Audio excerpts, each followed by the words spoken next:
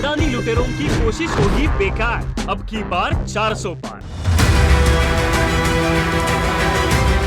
नमस्कार, आप देख रहे हैं रितम और मैं हूं आपके साथ सौम्या श्री। देश भर में चुनावी माहौल है। देश के तमाम बड़े नेता से लेकर छोटे नेता भी चुनावी प्रचार प्रसार में जुट गए हैं। तमाम रैलियां, रोड शो हो रही हैं, भारी भीड़ जुट रही है।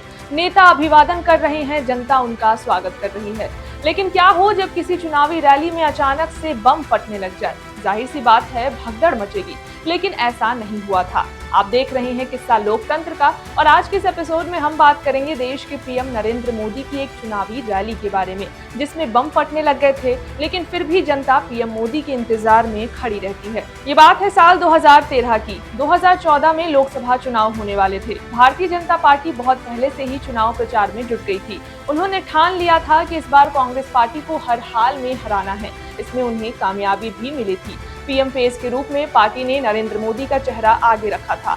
पीएम मोदी देश की जनता का अभिवादन करने के लिए लगातार देश का भ्रमण कर रहे थे और चुनावी रैलियां और रोड शो भी कर रहे थे। इस कड़ी में एक दिन वो पटना पहुंचे। यहां भी उन्हें मंच से जनता को संबोधित करना था। पटना का गांधी मैदान इसके लिए तय किया गया। पीएम मोदी के भाषण से पहले और भी कई नेताओं को मंच से भाषण देना था। बताया जाता है कि पीएम मोदी का क्रेज इस कदर बढ़ गया था कि उस समय पूरा गांधी मैदान लोगों की भीड़ से खचाखच भर गया था। लोग पीएम मोदी को देखने के लिए खड़े थे, उनकी झलक पाने के लिए उतावले हो रहे थे। पूरे मैदान में मोदी मोदी के नारे लग रहे थे।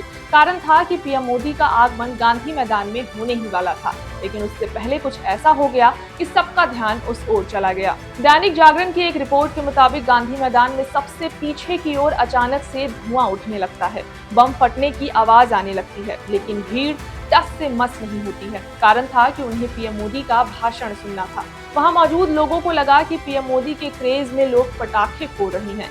मंच पर मौजूद नेताओं को भी लगा कि पटाखे ही फूट रहे होंगे, लेकिन असल में मामला कुछ और ही था। पुलिस हरकत में आ चुकी थी।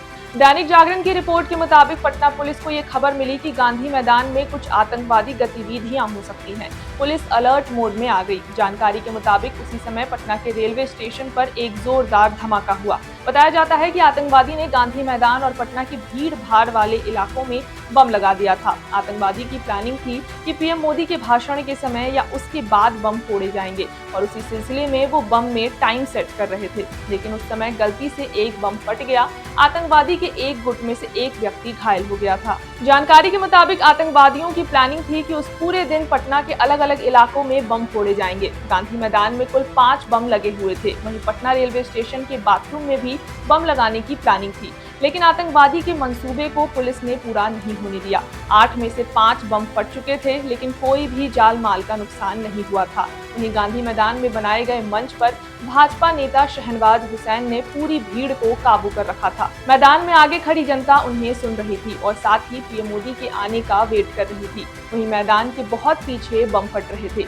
बताया जाता है कि उस वक्त तक मीडिया को भी इस बारे में कोई कानो खबर नहीं थी। ये जानकारी सिर्फ पटना पुलिस तक ही सीमित थी। यही कारण था कि मीडिया में भी यही खबर चलाई जा रही थी कि पीएम मोदी के आगमन को लेकर जनता के बीच इतनी खुशी है कि वो पटाखे फोड़ रही हैं। लेकिन इधर पटना पुलिस ने सब कुछ काबू कर लिया था, जिसके बाद पीएम मोदी आते हैं और अपना शानदार भाषण देते हैं। आपको बता दें कि आगे चलकर इंडियन मुजाहिदीन ने इस पूरे ब्लास्ट की जिम्मेदारी ली थी।